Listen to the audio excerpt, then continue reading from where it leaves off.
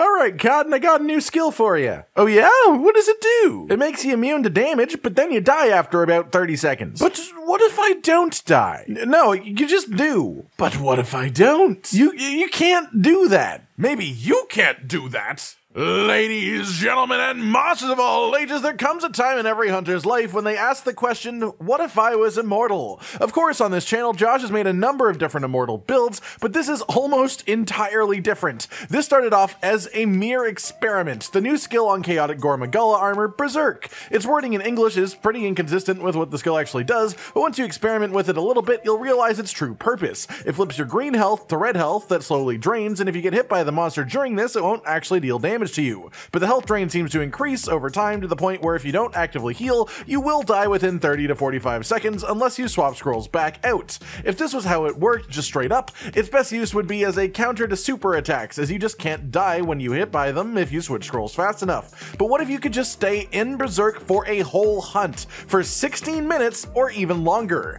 Today I've got the build for you, and while it can function without them, the thing that makes this actually comfortable is the fact that in this patch you can now bring followers with you to every single quest in the game when solo, and so now you can bring 2 heal bots with you, your own buddies set up for healing as well, and then let's say use a hunting horn that not only heals but has Sonic Barrier, which removes knockbacks when you get hit, and then boom, you've got an incredibly powerful build that lets you almost totally ignore the monster's attacks and moveset as a whole, and just wail on its face non-stop until it dies. So how does all of this come together? Well, first up, let's talk about our co-conspirators. For our followers, we'll be bringing Hinoa and Binoto, as well as setting them to use hunting horns on the hunt, as this makes them as support-oriented as physically possible. They will purposefully heal you all the time, they'll give you health regeneration, all the goodies like that. As well, bring 2 Palicos with you that are set up with as many healing skills as you can give them. Past that, there is of course your own equipment. To start off with, the weapon that we're using is going to be the Magia Tree Hunting Horn,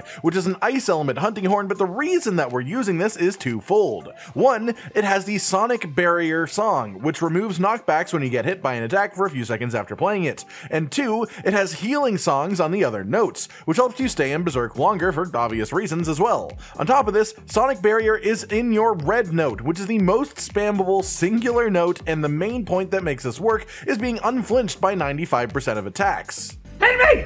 Hit me! And as you may expect, if you understand what is at the core of an immortal type build, the true beauty of a set like this is that it lets you play for optimal damage as far as your moveset goes, without the danger of doing so. As such, we get to use the optimal hunting horn combo, which is to have the weapon set to echo performance mode, press the red note, the blue note, then perform on repeat. With this you get a ton of hits, you have Silkbind and Shockwave active, each of them will make a secondary elemental Shockwave pop as well, and you also play both the Sonic Barrier and Health Recovery Large song by doing so. Of course, sometimes you will have to prioritize just getting the Sonic Barrier song out as quickly as possible, as your uptime is the greatest source of damage in this hunt with this set, but this set lets you play properly without the danger of doing so. As far as the augments on our weapons, we need 1 Rampage slot upgrade, so it can take 2 slot Rampage decorations for the anti-species jewels, and then past that, we are going full elemental upgrades to up the ice on this thing. The one thing to note at this point is that this is the only real hunting horn in the game that supports this playstyle. Yes, you can use the Scorned Magnamalo horn, but it only has the slow over time healing rather than the burst healing that this one has, so it is a bit limited in that fashion. It also doesn't have elemental damage, which this set actually buffs in multiple ways naturally. With that said, this build is absolutely optimal against any monster properly weak to ice,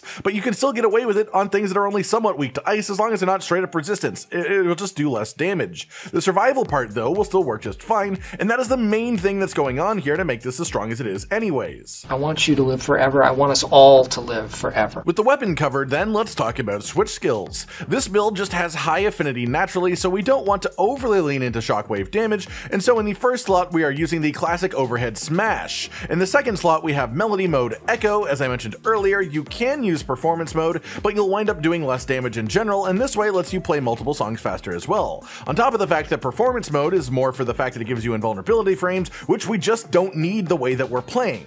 The third slot is more personal choice, and the fourth slot is a bit situational. The one that I find works the best with this is Sonic Bloom, mostly because you are playing loads of songs, and when Sonic Bloom pops, it will always target the head of the monster. Once the monster's head part is broken, it will still target the head. This build uses Blood Right as one of our sustain methods, and so every time an egg pops and hits a broken head, it is basically a full heal. In the fifth slot, we of course have Silkbind Shockwave. This just gives you a bunch of extra damage every time you hit the monster, doing an extra pop with really good elemental values too.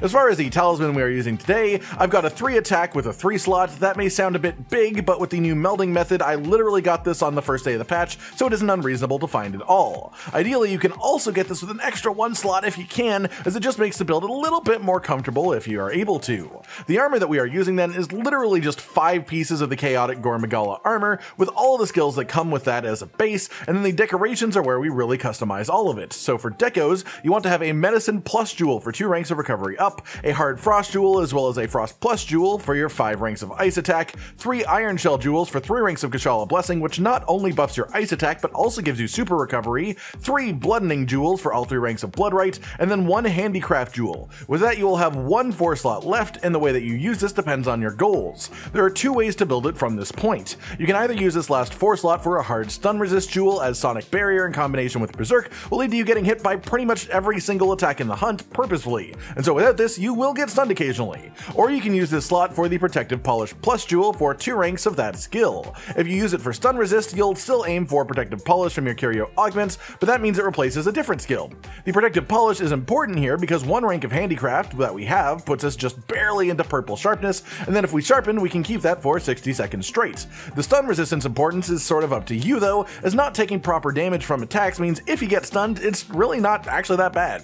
It freezes you up for just a moment, but then you'll get hit again by the monster, and that'll take you out of the stun, and even better than that, it won't do any damage to you because you're in Berserk, so I'll leave that decision to you and just offer both of the options. Then finally, of course, we need Horn Maestro somewhere in the build for our shockwave damage boost. However, all of our 1 slots are full. This is why earlier I said the talisman would be ideal if it also had a 1 slot, but you can also quite easily Curio augment Horn Maestro onto your armor, as it is a super low tier skill in that system.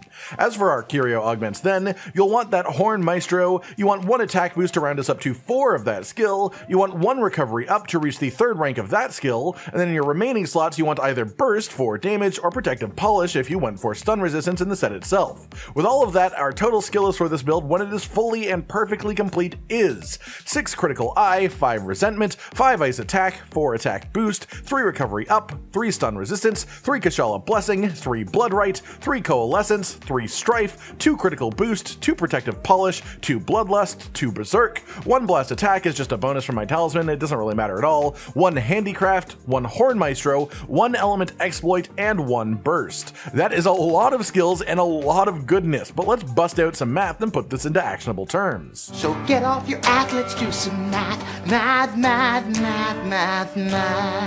So the raw attack on the weapon then is 330 plus 25 for resentment that will be permanently active because we have a full red health bar the entire hunt, plus 7 for attack boost, plus 7.5 for bloodlust level 2. You get an attack boost when infected by frenzy and an affinity boost when it's recovered, so we are counting this as each one being at 50% strength under the assumption that you are under frenzy 50% of the time and recovered from frenzy 50% of the time. And then we have burst level 1, which is going to be plus 10, as with this build you can easily keep the full bonus active the entire time. Then finally we have coalescence, which activates when we recover from Bloodlight, so again we will count this at 50% effectiveness for plus 9 attack. With this we reach 388.5. Then we start including multipliers, starting with times 1.05 for attack level 4, times 1.39 for purple sharpness, and then we have 62.5% affinity with 2 crit boost for times 1.21875 for a total effective raw of 691. This is a bit low compared to a straight up offensive build for obvious reasons, but keep in mind how ridiculous the uptime is of this compared to that. You literally will never stop. As well, that we haven't done our elemental calculation yet either. If you want to know our shockwave specific damage, simply remove the affinity bonus and instead multiply by times 1.1 for Horn Maestro for our shockwave raw of 623.7.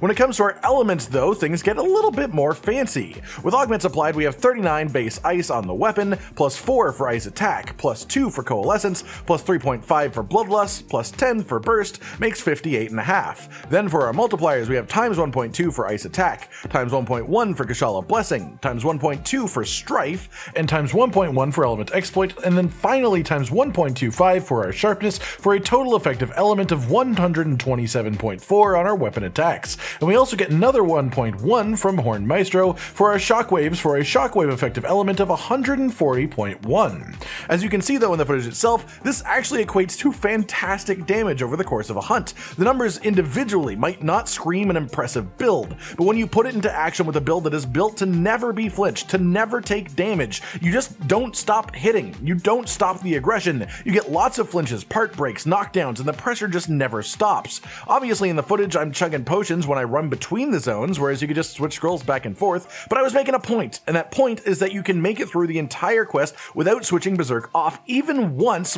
you've engaged the monster. It is doable, and it is actually strong simply because of the ridiculous uptime that it gives you when you play this way. A 14-minute Afflicted Furious Rajang is far from bad, especially when you consider that it just wasn't even close to being hard. This build completely trivialized the monster, and while it will do less damage to monsters that aren't overly weak to ice, the trivializing part still remains. The kill times may become longer, but the danger is still non-existent. This build is one of the strongest I have ever experienced, and I don't mean that from a damage per hit standpoint, I mean it from the simple concept of I never actually felt like my life was in any sort of danger the entire hunt against Afflicted Furious Rajang. I was never scared of even a single attack. I was willing to tank anything, and the kill time was still more than good enough. This is what hunting is all about. As one final note before you do the hunt, your food choices can actually make this easier too. I would eat for level 4 Super Recovery Dongo, as this just gives you a permanent overtime heal once you've engaged the monster, and for level 3 Dongo Medic, as this is basically just recovery up but in food form.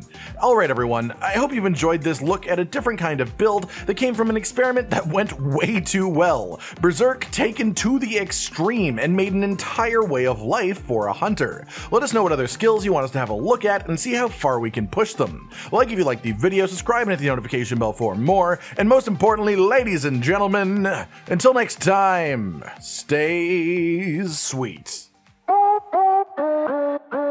Josh, Cotton, and Hollow with the videos, dropping the humor like a hammer on your tippy toes, bringing entertainment on a daily arrangement to take our insanity and turn it into entertainment. Yes, I said entertainment twice, to reiterate that it is nice to look into your faces on a mostly daily basis when you let us in your homes to make the whole world a stage. Goodbye.